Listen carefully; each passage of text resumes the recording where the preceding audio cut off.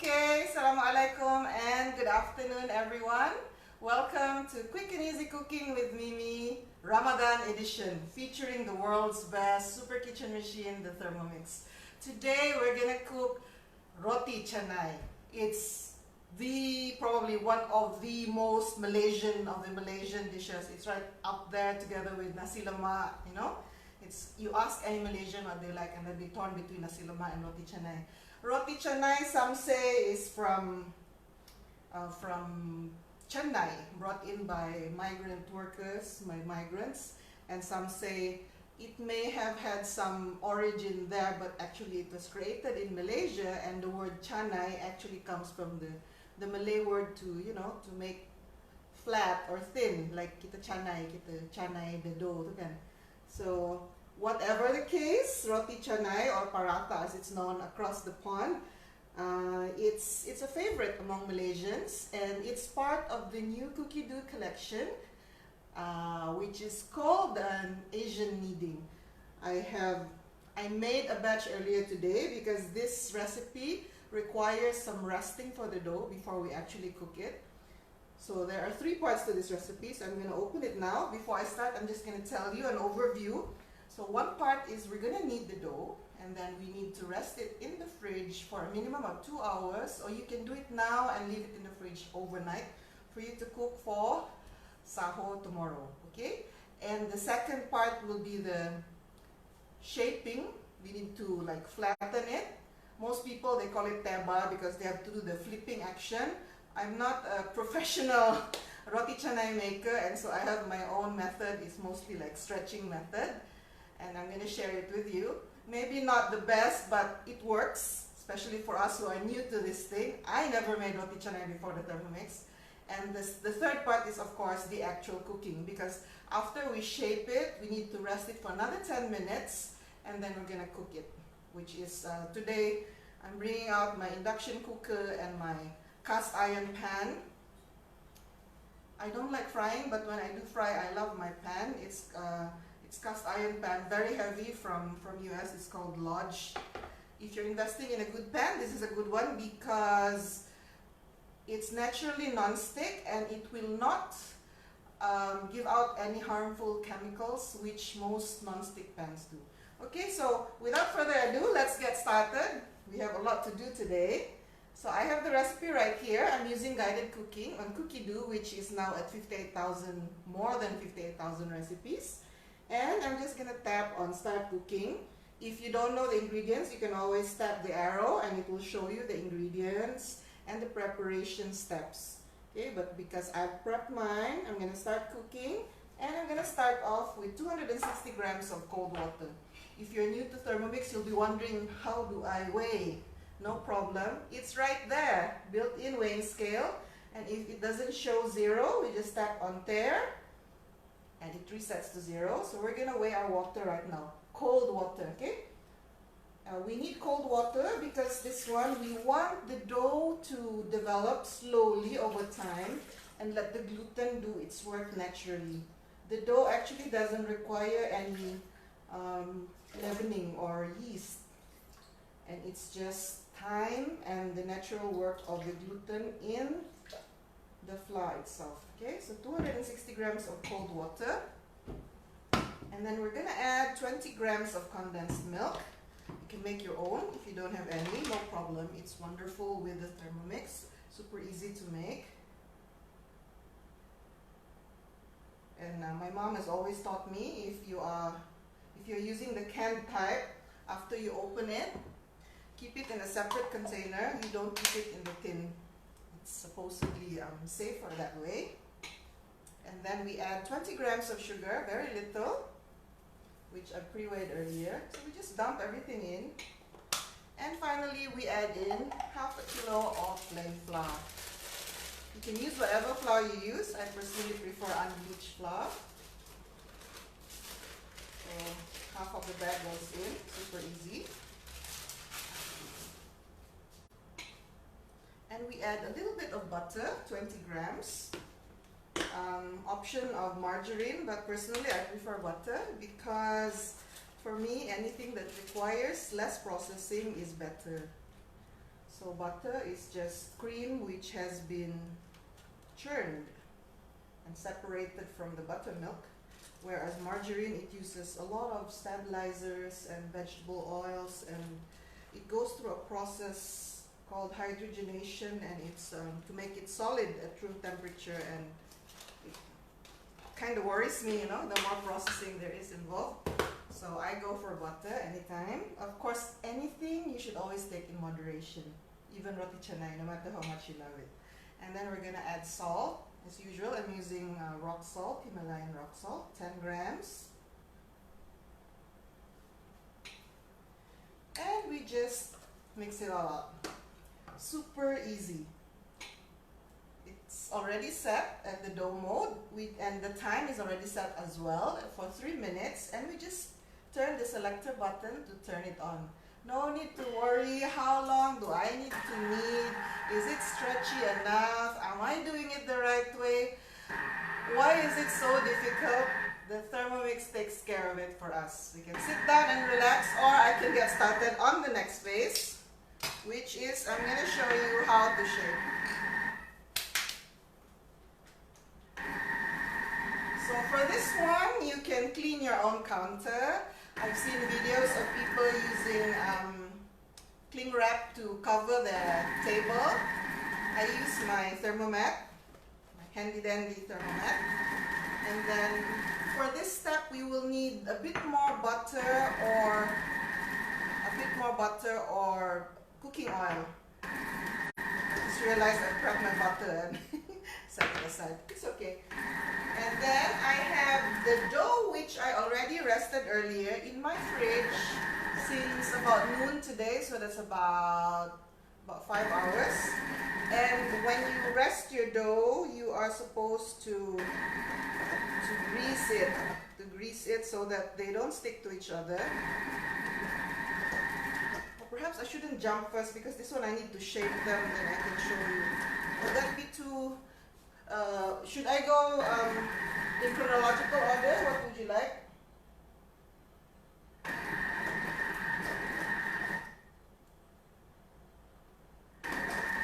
Sister Aisha, you can check out in Cooking at Your Fingertips. You can actually search on the sidebar there for a recipe. I don't have one right now.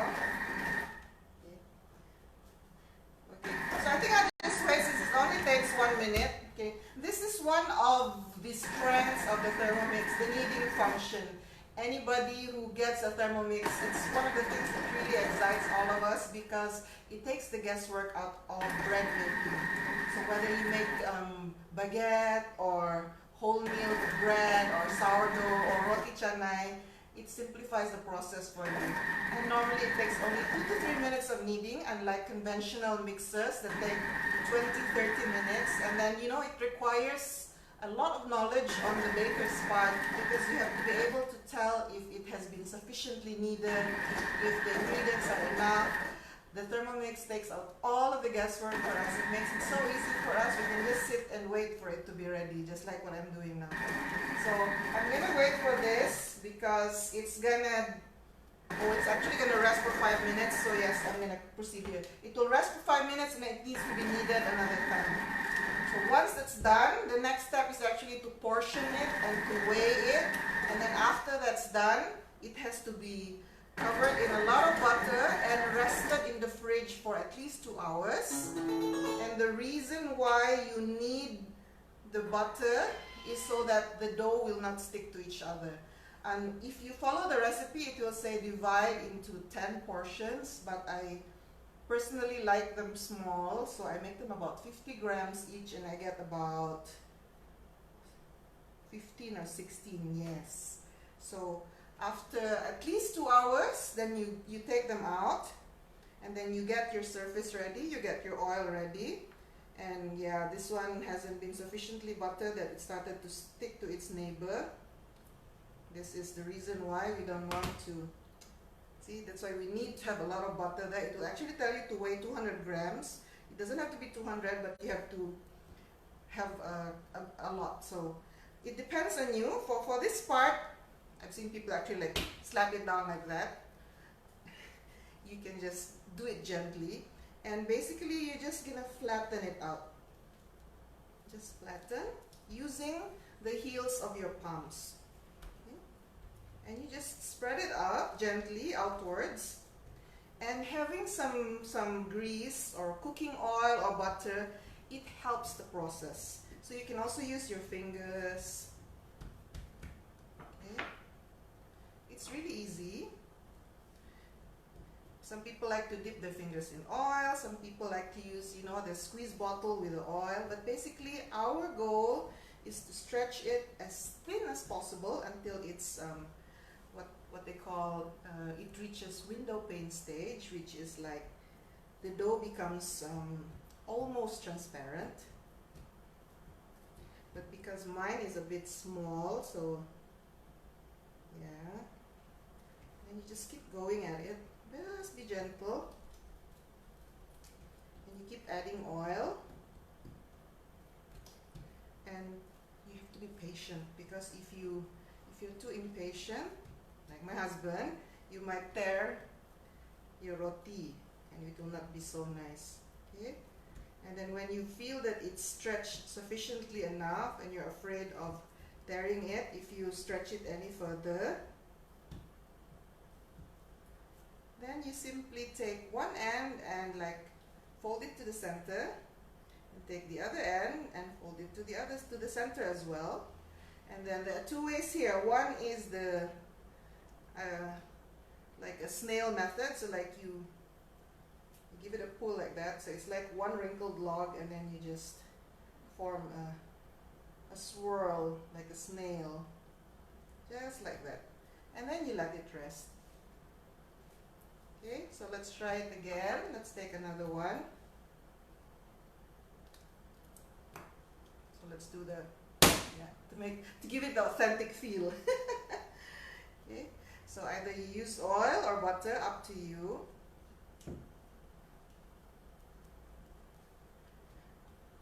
I mean, don't be so horrified now, because when you buy it outside, they actually use more oil than you can possibly imagine. That's one of the things why I never wanted to eat out so much, because when I eat out, I like to observe.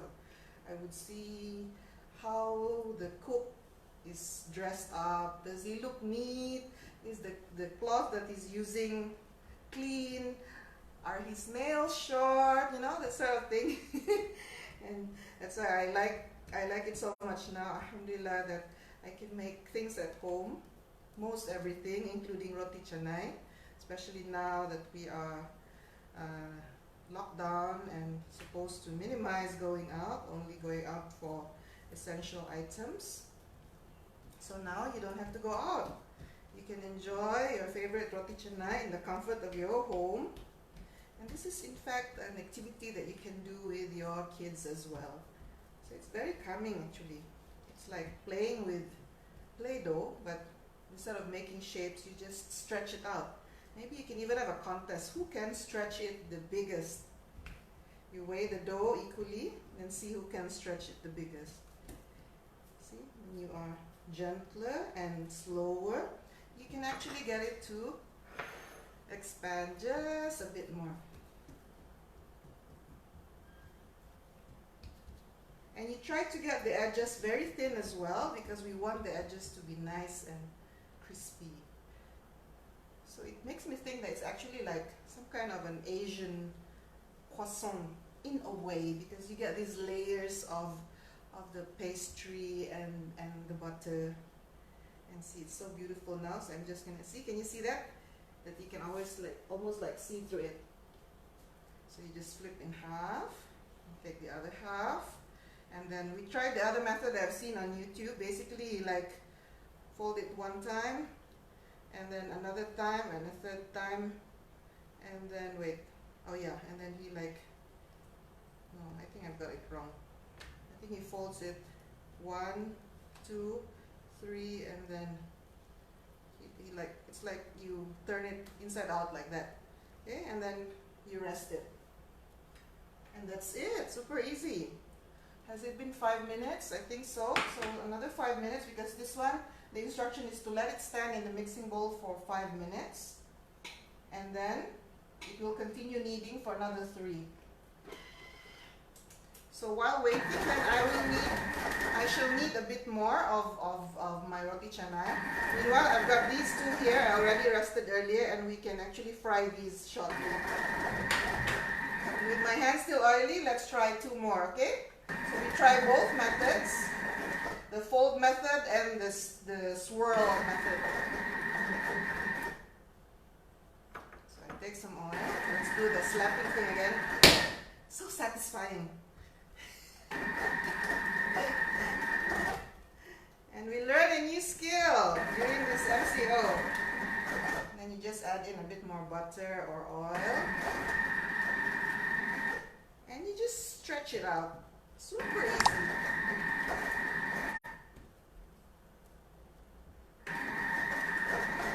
Okay, so when it's too small, you can see that it's still too thick.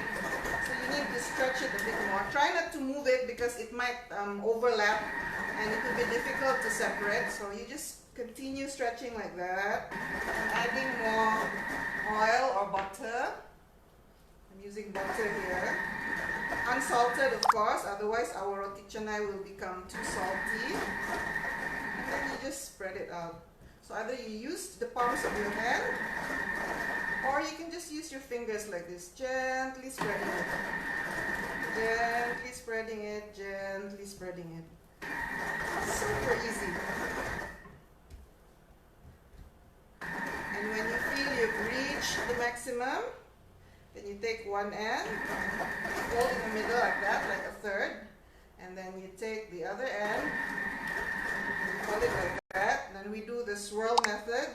You take one end, and you get like, you shake it a bit into like a wrinkled log, and then you give it a twirl, like so, and you tuck it in at the bottom. So simple, so nice. And then we do the other one. Okay, let's do the slapping thing again. This is fun. You should give this a try.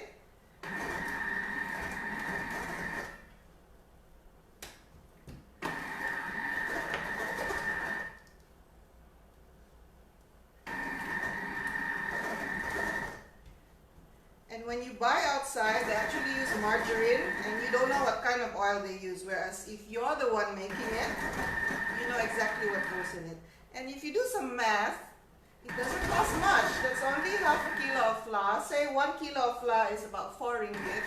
So there's only 2 ringgit of flour, and you have 20 grams of sugar, 20 grams of condensed milk, and 20 grams of butter, and also water.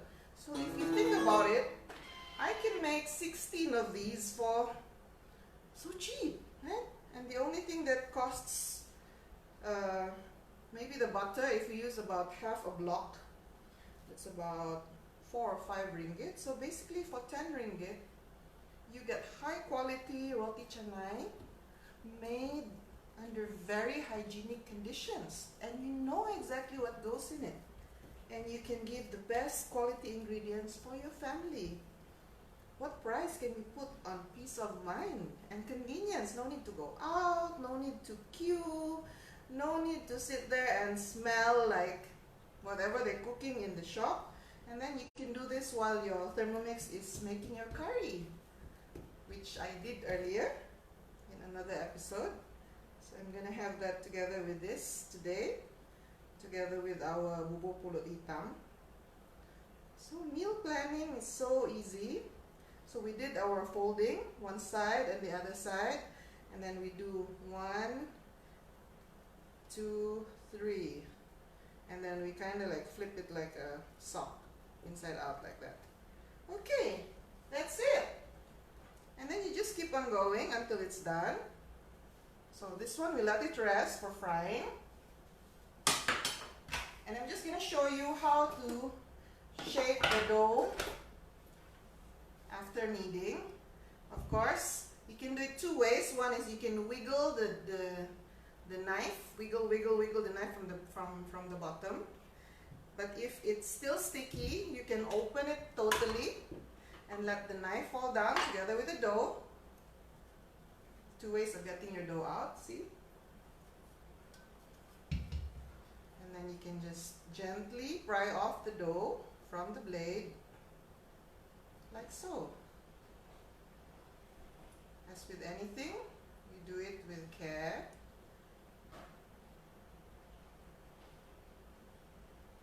So easy. Okay, and then we put this back in to do pre-clean later while I divide and shape the dough. I'm going to show you how to divide it. I do it by weighing it. So I'll remove the measuring cup first, and then I'll activate the weighing scale like so. And then I'm going to weigh the entire thing so that I know how much to weigh it. Although I've already given you a tip that you can weigh about 50 grams each, but this is how you portion your dough, whatever bread you're making. So what you do is you take the entire thing and then make sure it's 0, and then you weigh it. So that's about 835, and then you divide it by how many pieces you want, and then you know how many grams it should be. Like say if you want 10 pieces, so that's about 83.5 grams. If you want 20 pieces, then it's about 41.5 or 42, right? So that's how you portion your dough very easily. Now this one, I've already experimented earlier. I can do about 16 pieces of about 50 to 51 grams each. And to do that, we just smooth it out into a log, as usual. You can use your hands, but because I've got my Thermomix, so my job is easier. You don't need to knead anymore. You just have to smoothen it out into a log like this. Super easy. And then you get either your spatula or your dough cutter. Make sure it's plastic. And we portion it into 16. And we do that simply by cutting into half. You know my style, I do it into half. And each half I divide into half until I get 16 pieces. So I get 2 halves, and then I divide this further into half, and half, and half. And by doing that, I get 8. Okay. And because I want 16, so I'm just gonna cut this further into another half. And it should be around 50, and then it's easier for me to adjust after that. Or you can just wing it and just shape it any way you like. I mean, it doesn't matter if some get a bit more than others. Up to you. This one, it doesn't matter so much because it's gonna be fried individually anyway. So like this one, I get this and then I weigh it. So it's about 56. Then maybe I can take out a bit. And then this one is, see, 63. This is why I prefer to weigh, because if it's too much, that means some would be a bit too light. Okay. So that's 50, that's fine. 47, I add a bit more. 55. So basically this is how you do it. That's more or less like that. And then you just take out the extra for the others. And then, once you portion it out, it's just a simple matter of making just a simple ball. Just make it into a ball, no need to stress about it, because this is just to make it rest. So we form it into a ball like this. You can do my facelift method, you can do whatever method you like, because for this part it's not that important, because we just need them to make them into balls for resting, just like this. So it's very, very simple, no need to stress about the shape, as long as they're in the shape of balls like this. Can be done very easily.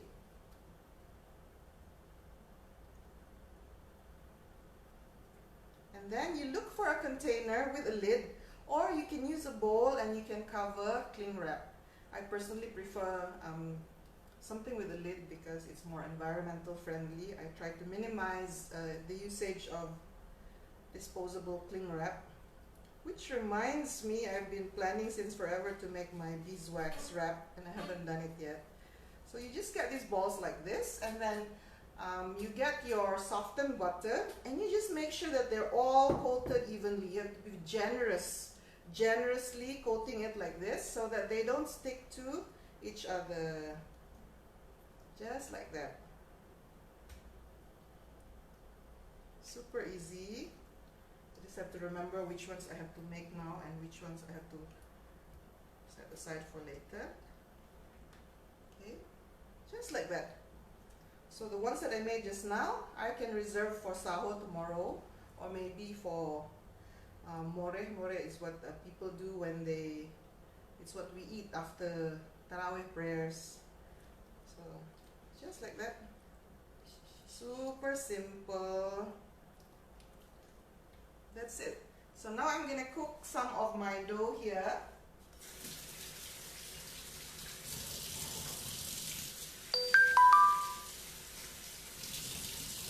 Washing my hands first because my hands are full of butter.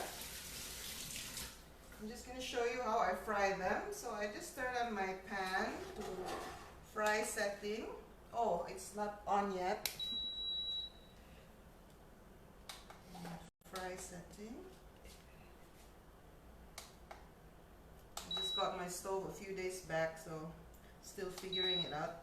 And then you try to lower to about medium high. And since our bread already has a lot of oil, you don't need to put too much oil. I'm not going to fry a lot. I'm going to do only like 1 or 2 because my dry kitchen is not equipped for frying. I don't have a hood here. My dry kitchen is only for my Thermomix. So I'm just going to put a little bit of oil. And then I'm going to get the ones that I rested for at least 10 minutes earlier. Oh, I forgot. Yeah, I'm supposed to flatten it. Before we put it in, we have to flatten it one last time. So this is what you get when you rest it for 10 minutes. Then the dough will be more pliable. It's softer. If I try to do this with the one that I made just now, it will not flatten like this. So this is how we get our flat bread. And then we just do it like this. So I'm going to flatten this one as well. Then that's how you get all of those flaky layers because of the swirl that we made, the folding and the swirling and the oil in between, oil and butter. So my pan is small. And then up to you if you want it to be crunchy or if you want it to be just slightly golden and soft. Okay, I'm just gonna fry 2 and then I'll show you how to fluff it up after you fry it, because as I said, whenever I go to shops, I would always observe how they would do it.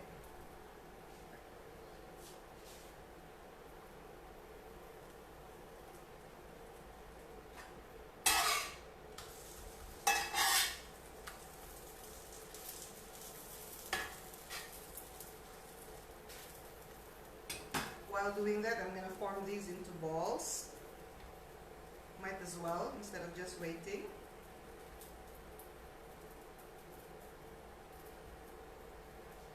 It's such a wonderful dish to make, super easy, and it tastes marvelous. It tastes so much better than the ones that you buy outside.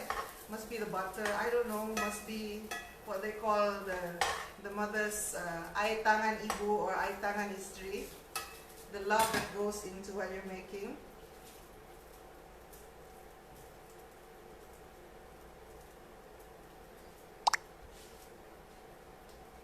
So just like that.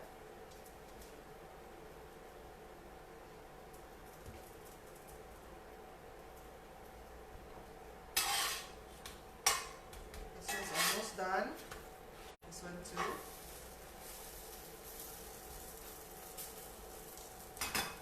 Too little oil. I need to add just a bit more because my pan gets super hot and my induction cooker is very efficient with the heat as well.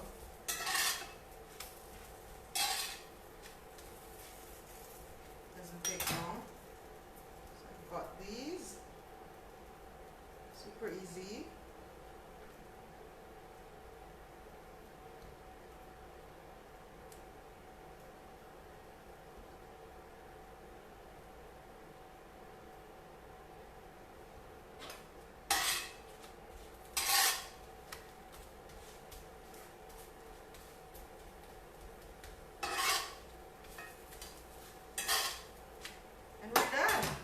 Turn this off, so I'll continue later, but I'm just going to show you how to the final step before serving your roti canai. We do it the Kedai style, except I do it with my kitchen towel. I don't hold it manually. So what they do, they will like fluff it out by pressing it both ways, but I use it with a bit of kitchen towel and I just do like this. And that's how they get it fluffy.